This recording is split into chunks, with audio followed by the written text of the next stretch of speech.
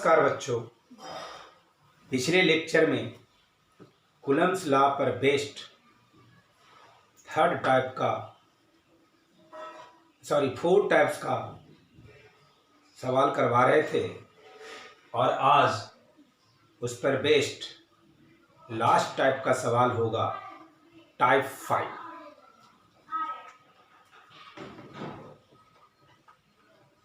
5।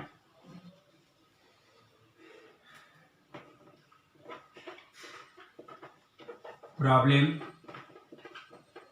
based on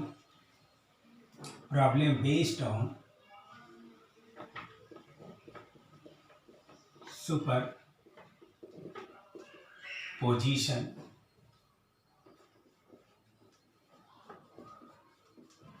principal. Superposition principle पर based सवाल।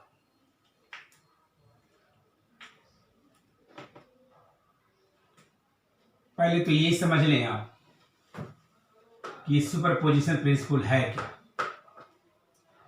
तो ऐसे तो मैं कूलम्ब्स लॉ के इंपॉर्टेंट स्टार पॉइंट में भी आपको बताया था कि सुपरपोजिशन प्रिंसिपल क्या है। फिर भी आज एक बार समझा देते हैं 2 मिनट कि सुपरपोजिशन प्रिंसिपल है क्या। मान लीजिए कोई चार्ज यहां पर है, दूसरा चार्ज यहां पर है और ये तीसरा चार्ज है। इसके सेंटर पे या कहीं भी कोई चार्ज कैपिटल क्यू रखा है। अगर इस पर नेट फोर्स पता करना है तो आप इसके चलते पता करोगे, फिर इसके चलते पता करोगे और फिर इसके चलते डायरेक्शन पता करोगे और इस तीनों को वेक्टर के नियम से ऐड कर दोगे, तीनों फोर्स को, तो वो नेट रिजल्टेंट फोर्स हो जाएगा।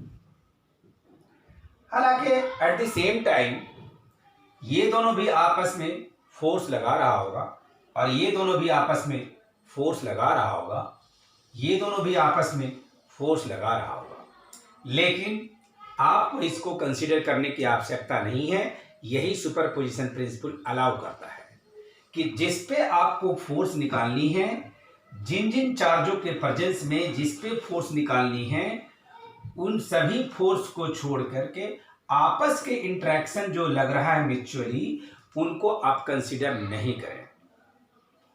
तो सवाल यह है कि क्यों नहीं करें? क्योंकि वो एक्शन रिएक्शन पेयर्स कैंसिल हो जाएगा, इसलिए आप ना करें। इसी को सुपरपोजिशन प्रिंसिपल कहते हैं और आज इसी पर बेस्ड हम कुछ सवाल देखेंगे ताकि इस टाइप की प्रॉब्लम हमें समझ में आ जाए।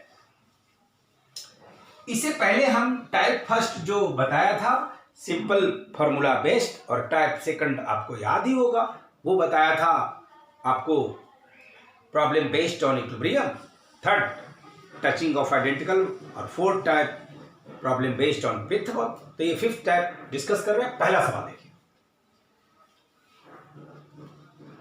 ये एक ऐसा, ये ए है और ये बी है, ये +10 माइक्रो कूलम चार्ज रखा हुआ है, -10 माइक्रो कूलम चार्ज यहां रखा हुआ है और ये पॉइंट है P। इसके बीच की दूरी 3 मीटर है और इसके बीच की दूरी भी 3 मीटर है डिस्टेंस। जहां पर आपको यहां रखा गया है 20 माइक्रो कूलम का चार्ज, 20 माइक्रो कूलम का चार्ज। आपको फ्रॉम दी गिवन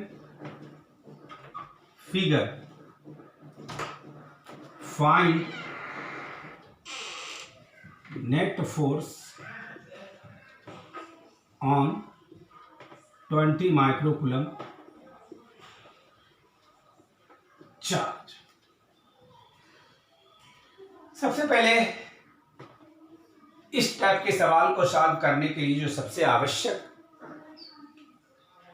बात है, जिस पर ध्यान देनी है हम सबको, वो ये कि सबसे पहले जितने भी सिस्टम में चार्ज हो सबके चलते आप डायरेक्शन निकालने का काम करो।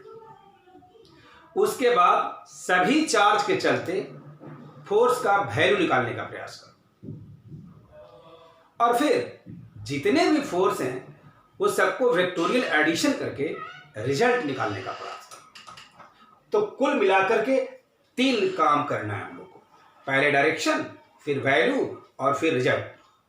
हम इसको शॉर्ट में ये बोला करते समझने के लिए कि DVR याद रखिए, डायरेक्शन वैल्यू रिजल्टेंट। तो इस तरह के टाइप में कोई भी सवाल आपसे सॉल्व हो जाएगा। थोड़ी कैलकुलेशन हो सकती है, उससे नहीं घबराना, मैथमेटिकल कैलकुलेशन तो आता है, परंतु सवाल सॉल्व आपसे हो जाएगा। तो ये देखिए, मैं तीनों का सहारा लेके इसको सॉल्व करके दिखा रहा हूं। पहले इसके सामने इससे हम सवाल पूछेंगे, भाई चार्ज आप इसे क्या करोगे? इन्होंने कहा मैं रिपेल करूंगा, मतलब इस दिशा में काम करेगा। रिपेल मतलब इस तरह से पुशिंग, एरो ऐसा होगा। इससे फिर इससे पूछो आप इसको क्या करोगे? ये बोले हम अटैक करेंगे। इसका नोटेशन कुछ नामकरण कर देते हैं। इसके चलते जो है फोर्स लग रहा है उसका नाम रख देते हैं FA, और इसके चलते जो फोर्स लग रहा है इसका नाम रख देते हैं FB, और ये दोनों फोर्स एक ही दिशा में है। तो पहला काम हमने डायरेक्शन देने का काम कर लिया। अब दूसरा काम करते हैं, ये हो गया। अब इस पर बात करते हैं वैल्यू पे। वैल्यू कैसे निकालेंगे आप? Solution FA is equal to, FA मतलब इसके चलते इस पे फोर्स, मतलब इन दोनों चार्ज का वैल्यू हो गया। तो 9 into 10 to the power 9 into 10 गुने 10 के पावर -6, 9 गुने 10 to the power 9 into 10 into 10 to the power -6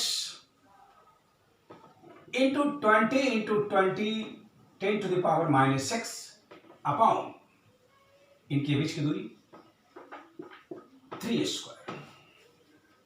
ये Q1 10, Q2 20, 20। अब इसको इवेल्युएट कैसे करोगे? तो 9 इंटू 10 टू द पावर 9, 20 में 10 से गुना करोगे 200।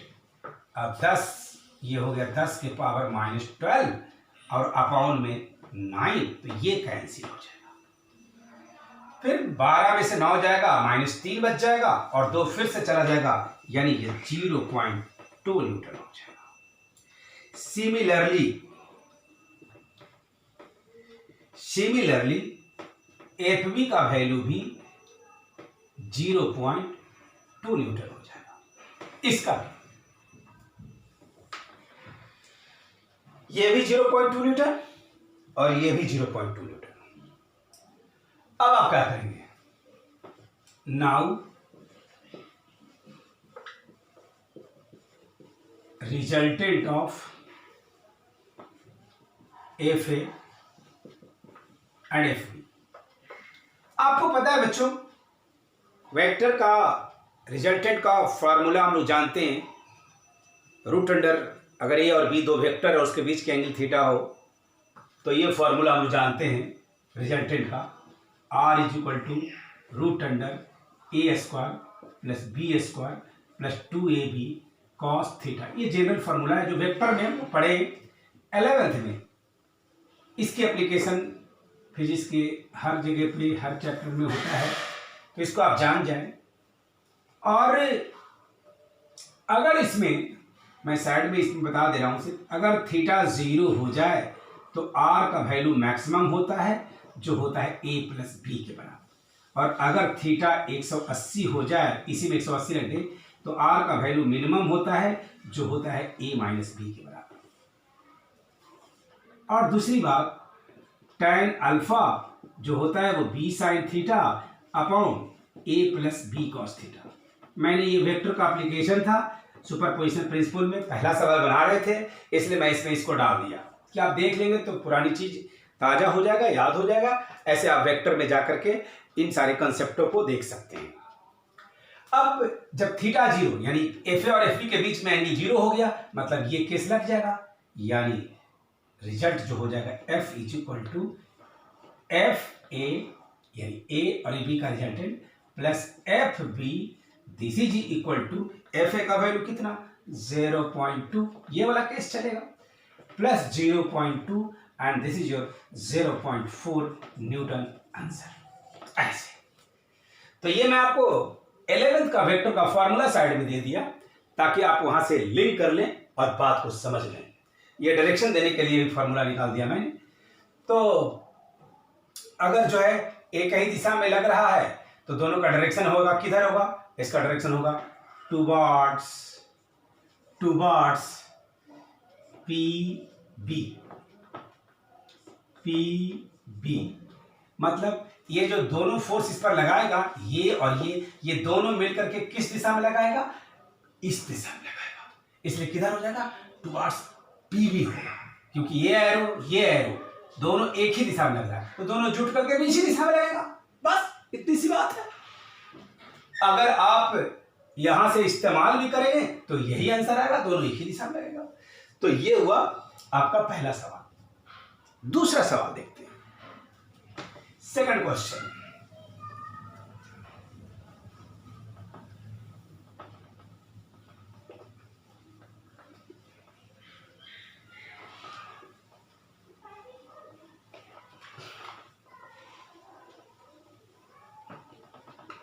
सेकंड क्वेश्चन,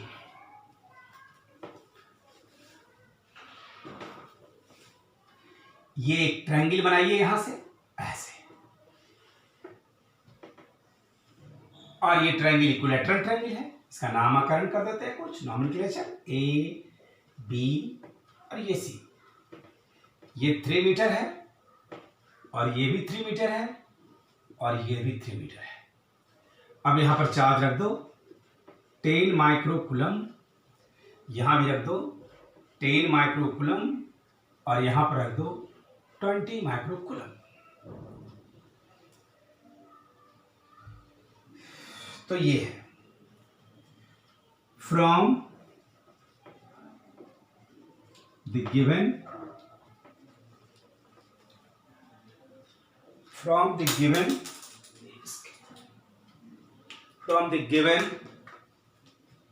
figure find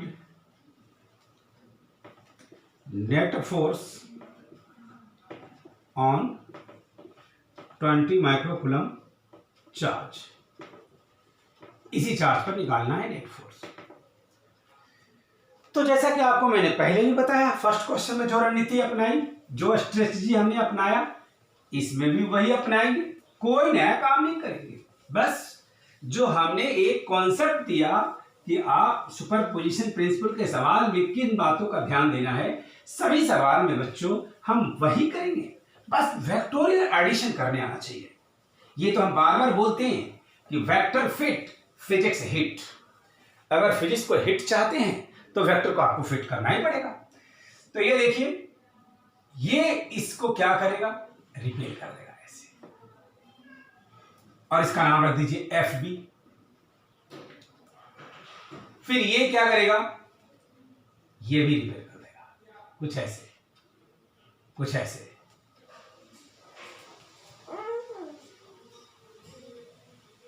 थोड़ा स्पेस की कमी हो रही है, नहीं होता तो मैं इस फिगर को रीड्रॉ कर देता हूं, आपको पैरेललोग्राम बना के दिखा देता हूं तो समझ में आ जाएगा।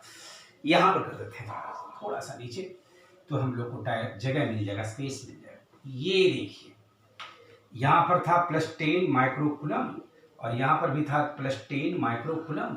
इसका नाम था ए, इसका नाम था बी और इसका नाम था सी। और यहां पर है 20 माइक्रोकूलम और इसी पर फोर्स निकालना है। तो आप क्या करें, इसके चलते इस पर फोर्स किधर रहेगा, ये रिपल्सन हो गया, और इसके चलते क्या हुआ, ये भी रिपल्सन हो गया, है ना, ऐसे ऐसे। उसके बाद क्या करेंगे, पैरेललोग्राम बनाइए दोनों को लेकर के, ऐसे पैरेललोग्राम बन जाएगा ऐसे।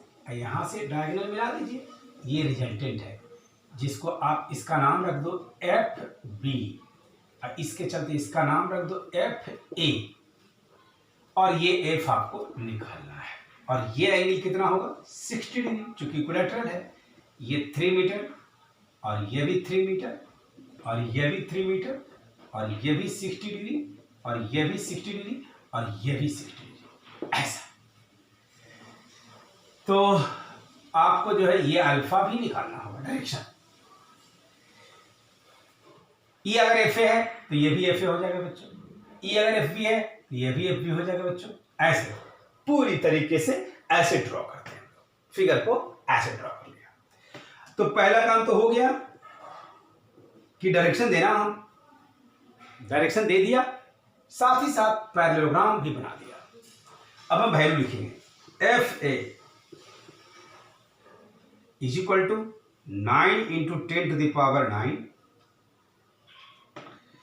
10 गुने 10 के पावर -6, 20 गुने 10 के पावर -6 अपॉन 3 के स्क्वायर। ये कट गया, ये कट गया। F A is equal to, अब क्या हो जाएगा, ये फिर से 6 और 6 12 में से 9 चला जाएगा, 3 बच जाएगा, -3, और फिर 2 चला जाएगा, तो ये 0.2 हो जाएगा। Similarly F B is equal to also 0.2 newton. ठीक है, तो ये चीज हो गया। Now resultant of F A and F B, root under F A square F B square F A F B cos 60। और फिर चूंकि बच्चों इसमें आप देख रहे हैं एफ ए और एफ बी दोनों बराबर है, देखिए दोनों बराबर है, तो आप ऐसा कर सकते हैं, F A square F B की जगह पर भी एफ ए लिख दीजिए, टू एफ ए और कॉस 60 का वैल्यू आप 1/2 रख दें, तो ये कैंसिल है। और फिर यहां से आ गया कितना, एफ ए स्क्वायर, ये भी एफ ए स्क्वायर हो जाएगा, तो ये हो जाएगा 3 F A square, and this is equal to √3 F A, and this is equal to √3 F A का value 0.2, so 0.2 √3 newton, this is your answer. ऐसे, लेकिन आपको इसमें एक डायरेक्शन भी देना पड़ेगा। हालांकि ऐसे तो एक बात सच है कि अगर एफ ए और एफ बी इक्वल मैग्नीट्यूड का फोर्स है, अगर एफ ए और एफ बी इक्वल मैग्नीट्यूड का फोर्स है, तो जो रिजल्ट होता है वो बिल्कुल बीच से जाता है। यानी अगर ये पूरा 60 है और चूंकि ये दोनों बराबर है, तो रिजल्टेंट एकदम बिल्कुल बीच से जाएगा। लेकिन अगर आप चाहें कि नहीं, अगर ऐसा नहीं हुआ तो आप फॉर्मूला पर पुट करके बना भी सकते हैं। यह अल्फा डिग्री निकालना पड़ेगा, अल्फा कितना है। अल्फा अगर आप निकालेंगे तो 30 आएगा ही आएगा। इसका फॉर्मूला क्या होता है बच्चों, सोच सुनिए, tan अल्फा। तो tan अल्फा कैसे निकालोगे, इसमें अभी हम लिखे थे बॉक्स बनाकर किसी पहले वाले सवाल में कि tan alpha is equal to b sin theta upon a plus b cos theta, ये हमने आपको बताया था। तो आप यहां पर a और b का चुनाव कैसे करेंगे, जो आपको tan अल्फा में फॉर्मूला है, ये वेक्टर में हम काफी डिस्कस किया है 11th में, लेकिन फिर भी एक बार समझ लें। tan अल्फा जो b sin theta upon a plus b cos theta होता है, वो कैसे हुआ, उसको याद कैसे रखेंगे। तो तरीका सुन लीजिए, अगर अल्फा बना है इसके साथ, जो हमारे पास ये फॉर्मूला है b sin theta upon a plus b cos theta, तो इसमें जिसके साथ एंगल अल्फा बनता है, फिलहाल एफ ए के साथ बन रहा है ये, तो इसको जो है एफ ए को ए कहेंगे, और जिसके साथ नहीं बन रहा है वो एफ बी कहलाएगा। यानी बी के जगह पर यहां पर हो जाएगा एफ बी और ए के जगह पर हो जाएगा एफ ए, क्योंकि इन्हीं दोनों का रिजल्टेंट निकालना था, और ये रिजल्टेंट एफ है जो माने हैं इसके साथ अल्फा बना रहा है। तो हम इसको लिख देंगे ऐसे, बी का मतलब एफ बी साइन अब दोनों के बीच का एंगल कितना है? 60 डिग्री। ई थीटा दोनों के बीच का एंगल होता है, प्लस ए की जगह पर एफ ए, प्लस फिर क्या लिखेंगे? बी मतलब एफ बी कॉस 60 डिग्री। ऐसा ये तरीका है। अब आप सारा वैल्यू को पुट अप कर दें तो निकल जाएगा, अपने आप निकल जाएगा।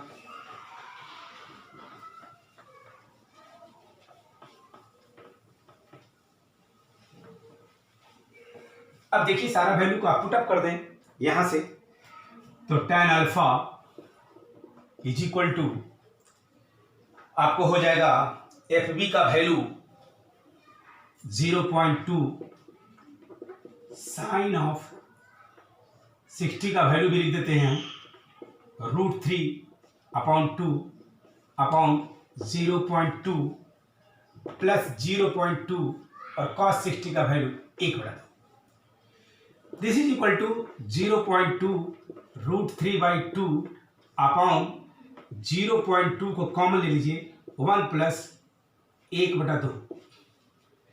This is equal to 0.2 √3/2 upon 0.2 3/2। ये कैंसिल हो जाएगा और ये भी कैंसिल हो जाएगा। This is equal to 1/√3। So tan alpha is equal to 1/√3। Therefore alpha is equal to how much? 30 degree, क्योंकि tan 30 का वैल्यू 1/√3 होता है, तो ये अल्फा निकल गया। तो पूरा जवाब, इस सवाल का पूरा जवाब कुछ ऐसा हुआ कि 0.2 newton at angle 30 degree with F A और एफ बी। जैसा कि हम फिगर में एफ किसको लिए हैं, या आप कह सकते हैं 0.2 न्यूटन से। ये दोनों से कितना एंगल बना रहा है? 30 डिग्री। मैं तो अभी बोला था कि अगर दोनों फोर्स बराबर मैग्नीट्यूड का है तो रिजल्टेंट बीच से जाएगा, 60 के अगर 50% 30 होगा। इसलिए आप जब दो वेक्टर का मैग्नीट्यूड बराबर हो और उसका रिजल्टेंट का डायरेक्शन निकालना हो तो आप सीधे कहेंगे एकदम से उसका आधा पर जाएगा, 50% पर जाएगा, यानी मामला हो जाएगा ब्रिटानिया 50-50 का। तो एक बात और सुन लीजिए, यानी ये क्या हुआ बच्चों? ये डायरेक्शन हो गया, ये हमने डायरेक्शन दिया है, और ये क्या दिया? सॉरी डायरेक्शन, तो ये हो गया, ये मैग्नीट्यूड दिया, सॉरी ऐसे समझ लीजिए, ये मैग्नीट्यूड है और ये जो चीज दिया मैं डायरेक्शन दिया।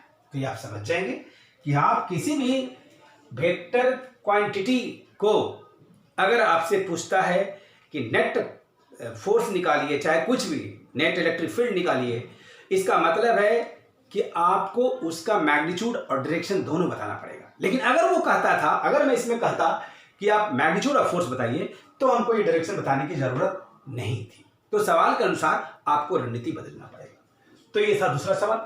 तीसरा सवाल देखते हैं।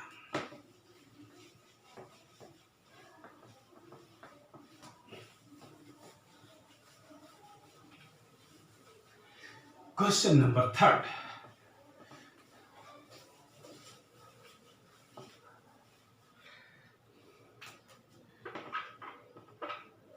तीसरा सवाल, फिर से आप यहां पर एक इक्विलैटरल ट्रायंगल बनाइए, कुछ ऐसा, यस, और ये था ये बी और ये सी। फिर से यहां पर है +10 माइक्रोकूलम, +10 माइक्रोकूलम, -10 माइक्रोकूलम, और यहां पर ये कर दीजिए 20 माइक्रोकूलम। अब इसको ये क्या करेगा? ऐसे लगाएगा फोर्स, डायरेक्शन। ये इस पर कैसे, किधर फोर्स लगाएगा? अपने तरफ खींचेगा, क्योंकि माइनस है तो प्लस को खींचेगा, ऐसे। इसका नाम रख दो कुछ एफ बी, इसका भी नाम रख दो कुछ एफ सी। अब इन दोनों को मिलाकर के पैरेललोग्राम बनाइए आप, तो कुछ ऐसे बनेगा।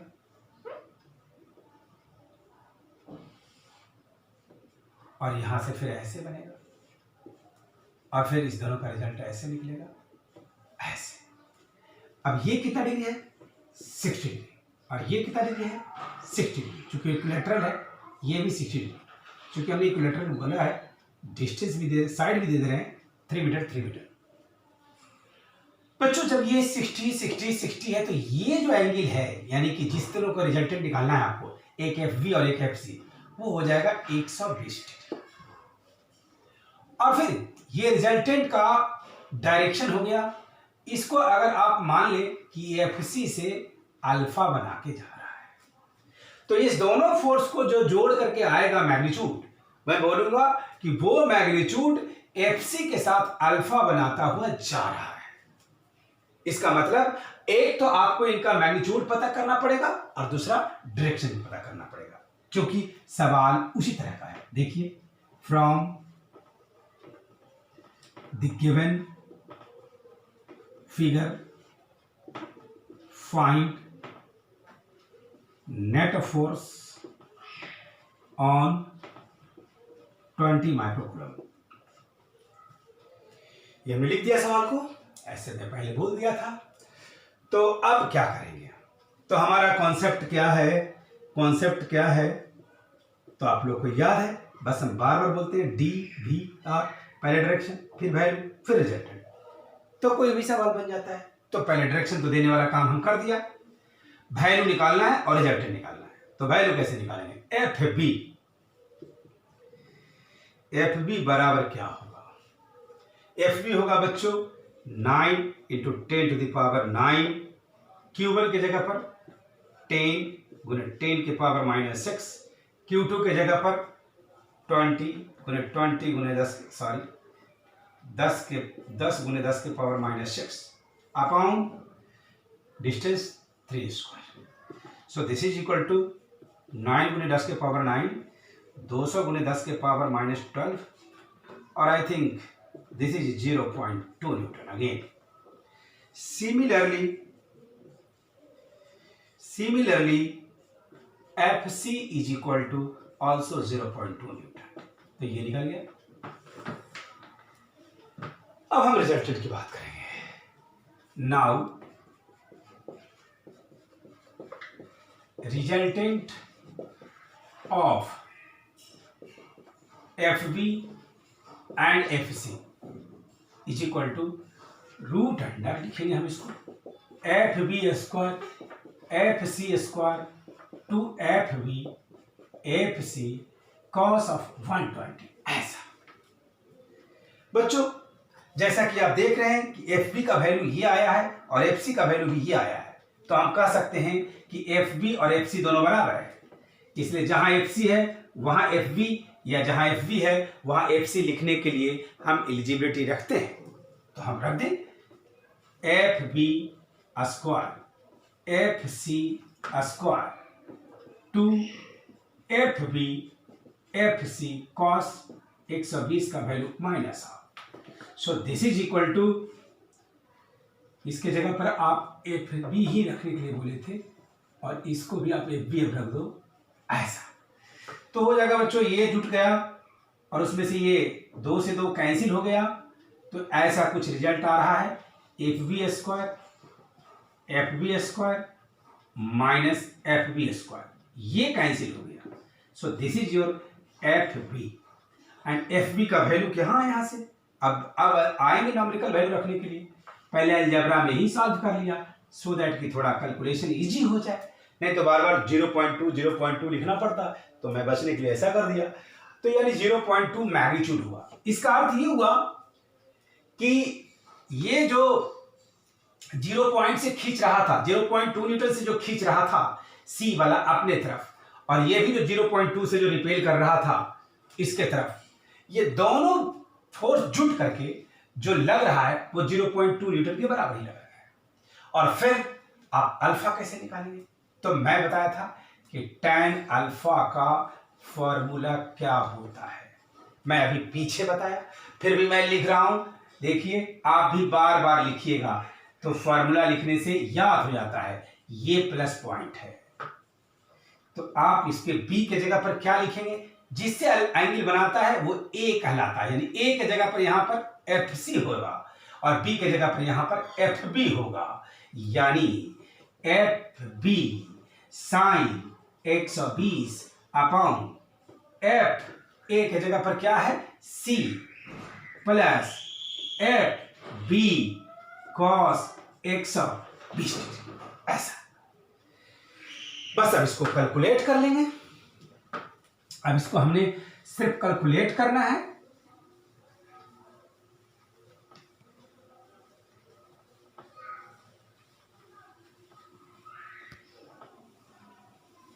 तो ये देखिए, इस फिगर को मैं आपको समझाने के लिए 1 मिनट बताने के लिए रुके हुए हैं कि अब यहां पर रिजल्ट आप जब रखिएगा 0.2 into sine 120 upon 0.2 cos 120 value रख दीजिए। 0.2 साइन 120 का वैल्यू √3/2 0.2 और प्लस 0.2 कॉस 120 का वैल्यू -½ फिर क्या होगा, इसको थोड़ा 0.2 √3/2 इसमें से 0.2 को कॉमन ले लीजिए तो यहां से आएगा 1 -1/2 चूंकि ये माइनस है।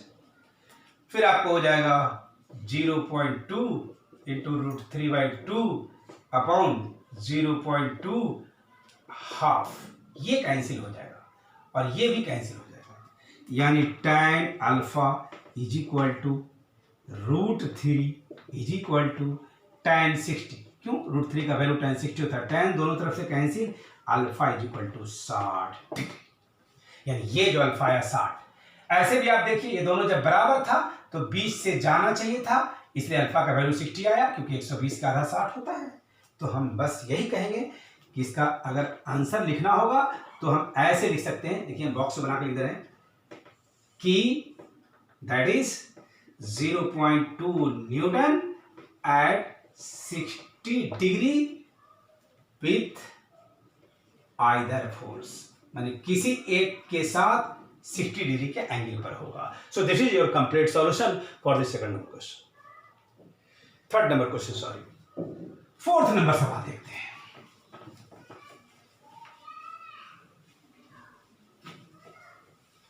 फोर्थ नंबर सवाल देखते हैं।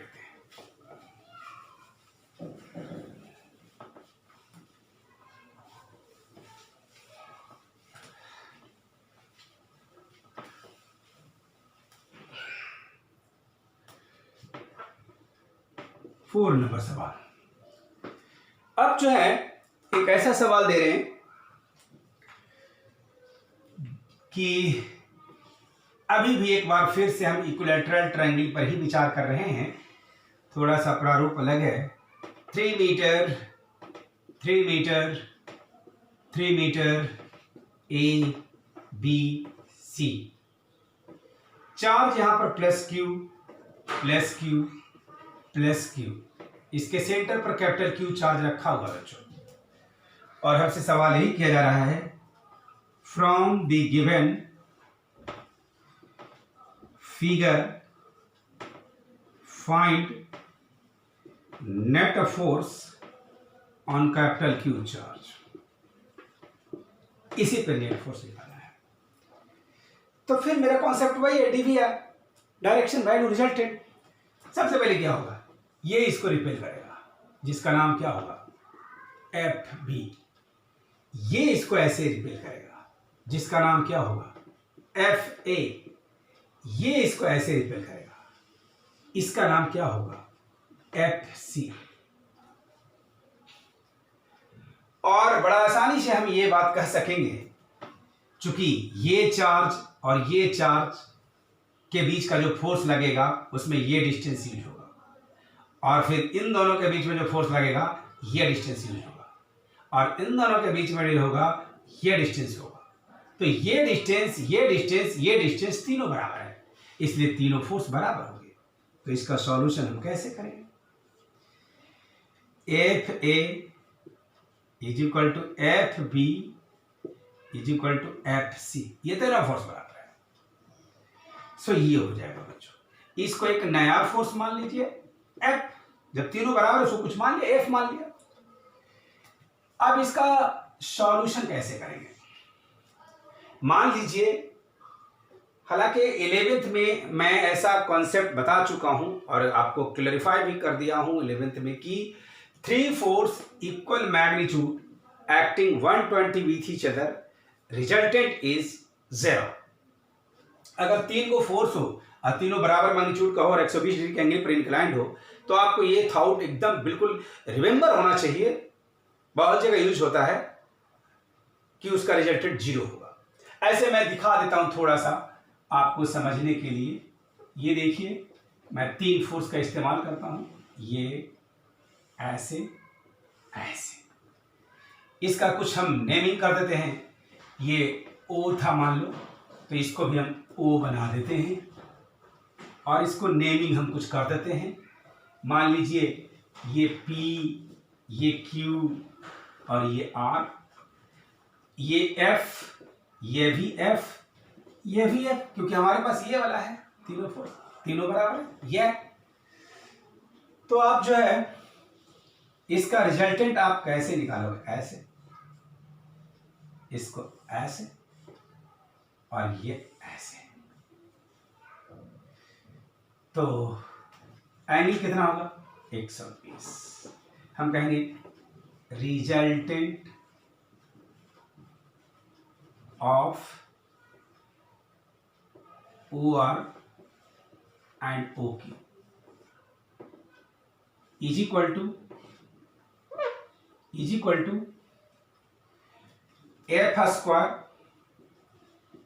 square 2FF cos 120 degree. So that is FF 2F square minus half. ये कैंसिल हो जाएगा। So this is 2F square में से F square गया, F square and this is equal to F। इसको आप D बना दो, ऐसा कुछ हो गया। मतलब आपके पास 3 वेक्टर है, OP, OQ, OR। वो वेक्टर है कौन कौन? ये O, इसी को मान लेते हैं कुछ, P जिसको आप FB कह रहे थे, FC कह रहे थे, यही तीनों को मैं यहां उठा लिया और इसको अलग से रख करके इसे पेस्ट कर दिया है और इसको हम समझाना चाह रहे हैं आपको। हालांकि ये हमारा वेक्टर में बताया हुआ रहता है 11th में, लेकिन फिर भी बता रहे हैं आपको। अब जब आपको जैसे 3 जोड़ 4 जोड़ 5 करना है, तो आप क्या करते हो? पहले 3 और 4 को जोड़ लेते हो 7, फिर उसमें क्या जोड़ते हो? 5। Like this. उसी तरीके से पहले आप OQ और OR को जोड़े, तो यहां तो ऐसे सिंपल जुटेगा नहीं, वेक्टर से जुटता है, तो इस दोनों का ऐड क्या हो जाएगा? ये OD। इसकी वैल्यू कितनी आई? F, मतलब ये F आ गया। और ये जो अल्फा है, ये अल्फा कितना आ जाएगा? मैं तो 2 सवाल में करके दिखाया, फॉर्मूला लगा करके। इस बार डायरेक्ट अब लिख रहा हूं आपके सामने कि ये दोनों फोर्स बराबर है, तो रिजल्ट जो है वो एकदम 50-50 बना करके जाएगा एंगल, यानी अल्फा 60 डिग्री हो जाएगा। क्योंकि हम बार बार बोलते हैं कि इक्वल फोर्स में मामला बनता है बिटानिया 50-50 का, तो इसलिए आप इसको क्या कर देंगे? अल्फा 60 हो गया बच्चों। Now net resultant of OD and OP, OD और OP का net resultant R is equal to root under. अब ये F हो गया, ये भी F हो गया और ये 60 डिग्री था, इसलिए ये पूरा एंगल यहां से यहां तक 120 और फिर यहां तक 60, तो 180 हो गया। यानी लिखेंगे F स्क्वायर टू FF, थोड़ा सा छोटा पड़ जा रहा है लेकिन फिर भी हम एडजस्ट कर देते हैं। This is equal to like this, F square two FF cos 180 और इसकी वैल्यू रखेंगे हम लोग तो ये 0 हो जाएगा। FF 2F स्क्वायर, यहां से -2F स्क्वायर, कट गया 0। जिसका मैग्नीट्यूड 0 हो गया उसका कोई डायरेक्शन नहीं होगा, क्योंकि वो नल वेक्टर हो गया और नल वेक्टर का डायरेक्शन डिफाइंड नहीं होता है। इसलिए ये इस पर फोर्स जो लगेगा वो कितना आया, 0 आया, जो मैं आपको दिखा दिया कर करके एकदम वेक्टर रूल से। ऐसे हम डायरेक्ट लिखने वाले थे, इस तीनों का रिजल्टेंट यहाँ 0 होगा, इस कंसेप्ट को आप यूज कर सकते थे, लेकिन मैं फिर भी साइड में कर दिया। Thank you. इसके बाद अब हम अगला सवाल देखते हैं, 5वां नंबर सवाल।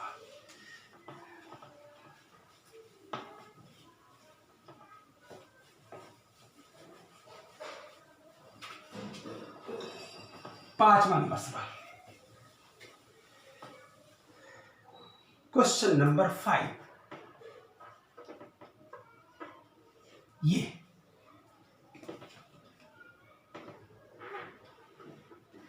अगर मान लीजिए ये स्क्वायर है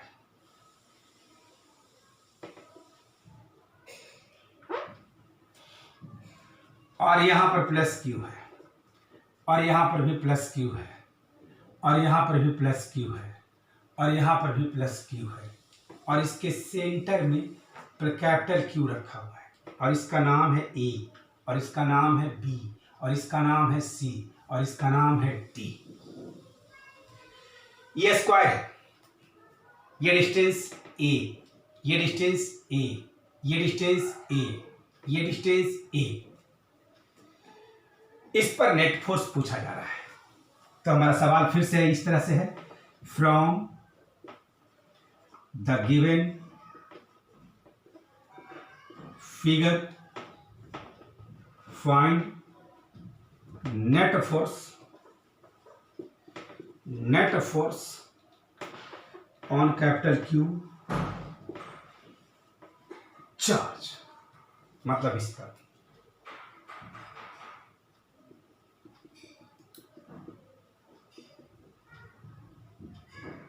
ऐसे ये इसको रिपेल करेगा तो किस तरफ करेगा, इस तरफ करेगा, इसका नाम क्या होगा, एफ है। ये इसको रिपेल करेगा तो किधर करेगा, इधर करेगा, एफ बी। ये इसको रिपेल करेगा तो किस तरफ करेगा, इधर करेगा, एफ डी। और ये इसको रिपेल करेगा तो किस तरफ करेगा, इधर करेगा, एफ सी। क्योंकि हमारा बस एक ही कॉन्सेप्ट है, डीवीआर, डायरेक्शन निकालते हैं और फिर वैल्यू निकालते हैं और फिर रिजल्टेंट निकालते हैं। डायरेक्शन निकालने में कौन सी बड़ी बात है, वो तो आप इससे इसके इफेक्ट को इस पर नोटिस कीजिए। मतलब इससे कभी कभी इसमें कंफ्यूजन हो सकती है कि ये जो है इसको तो ये तो इधर धक्का दे रहा है, लेकिन आप ये इस पर किस दिशा में फोर्स लगा रहा है ये देखना होता है। क्योंकि आपको फोर्स किस पर निकालना है ये पहले जज कीजिए। पहले फोर्स निकालना है किस पर, कैपिटल क्यू पर। तो फिर जिसके चलते जानना है उससे आप सवाल करें, प्लस क्यू चार्ज से सवाल करें कि आप इस पर फोर्स किस दिशा में लगाएंगे। तो प्लस क्यू चार्ज इसको रिपेल करेगा, मतलब इसको अपने से दूर भगाएगा, ऐसे ऐसे, तो उसका एरो ऐसे दे दिया।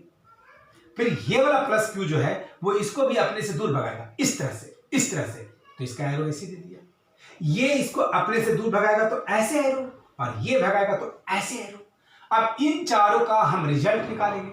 रिजल्ट साधारण मेथड से नहीं निकलेगा, रिजल्ट सिंपल एडिशन रूल को फॉलो नहीं करेगा। क्यों? इसलिए क्योंकि ये जो है वेक्टर क्वांटिटी है और वेक्टर क्वांटिटी का तमाम ऑपरेशन वेक्टर के स्पेशल रूल्स के अकॉर्डिंगली होता है। तो आप उस रूल्स को फिर से फॉलो करना पड़ेगा और उसी के अनुसार एडिशन करना पड़ेगा आपको। तो देखिए कैसे सॉल्यूशन करके दिखाता है। तो मैं सॉल्यूशन दिखाता हूं। F A is equal to F B is equal to F C is equal to F D.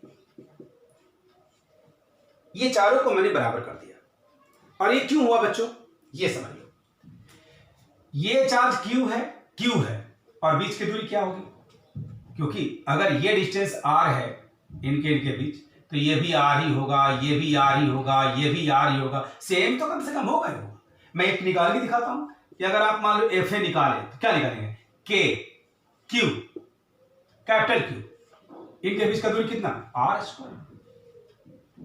अब एफ बी निकालेंगे तो भी यही रहेगा, एफ सी निकालेंगे तो भी यही रहेगा, इसलिए सब बराबर हो जाएगा, एफ बी बराबर एफ सी बराबर एफ डी। ये अब आर का वैल्यू अलग मैटर है, आपको निकालना पड़ेगा पाइथागोरस से, ये है तो ए बाई रूट 2 हो जाएगा। हम चाहे तो इसका वैल्यू निकाल भी सकते हैं, ये कोई बहुत बड़ा इशू नहीं है। ये देखिए ये डिस्टेंस कितना हो जाएगा, ए का हो जाएगा, ये डायगोनल जो हो जाएगा रूट अंडर ए स्क्वायर प्लस ए स्क्वायर बराबर हो जाएगा रूट ऑफ 2a, और उसका आधा करेंगे तो ये डिस्टेंस निकलेगा, मतलब a बाई रूट 2, मतलब a बाई रूट 2 का स्क्वायर। ये भी लिख सकते हैं, आपको समझने के लिए ऐसा बता दिया मैं, एफ सी एफ डी, मतलब ये चारों इसके बराबर होगा। ये है, इससे ये कंफर्म हो गया कि चारों फोर्स बराबर होगा। अब जब चारों फोर्स बराबर होगा, जैसे कि आपको मैं बताऊं कि अगर ये ऐसा है वेक्टर, ये 4 न्यूटन, और अगर ये भी 4 न्यूटन है, और अगर ये 8 न्यूटन है, और अगर ये भी 8 न्यूटन है, तो ये 4 एक दूसरे को क्या करेगा, कैंसिल, और ये 8 एक दूसरे को क्या कर देगा, कैंसिल, तो नेट फोर्स क्या हो जाएगा, 0। वैसे ही एफ ए एफ सी को कैंसिल कर देगा, एफ बी एफ डी को कैंसिल कर देगा, इसलिए नेट फोर्स क्या हो जाएगा, 0। हम लिखेंगे F A cancel to F C and F B cancel to FD, hence resultant force on capital Q charge is 0, यानी 0 हो जाएगा। और जिसका मैग्नीट्यूड 0 हो जाएगा बच्चों, उसका डायरेक्शन की तो कोई बात ही नहीं उठती है, कोई प्रश्न ही नहीं उठती है। अब एक छोटा सा हम स्टार पॉइंट एक लाइन का बस लिखवा देते हैं, वो ये कि आपने देखा स्क्वायर के सभी कॉर्नर्स पर इक्वल मैग्नीट्यूड और नेचर का चार्ज रखा हुआ था, तो सेंटर पर रखे हुए चार्ज पर नेट फोर्स 0 हुआ। ट्रायंगल में भी यही हुआ। पेंटागन के भी सभी कॉर्नर्स पर, रेगुलर पेंटागन में भी अगर चार्ज इक्वल मैग्नीट्यूड का रखा रहेगा तो उसके सेंटर पर नेट फोर्स 0 ही होगा, चाहे वो पेंटागन हो, चाहे हेक्सागन हो, चाहे कोई गन हो। इसलिए एक स्टार पॉइंट बनता है जिसको मैं पुट अप कर देता हूं।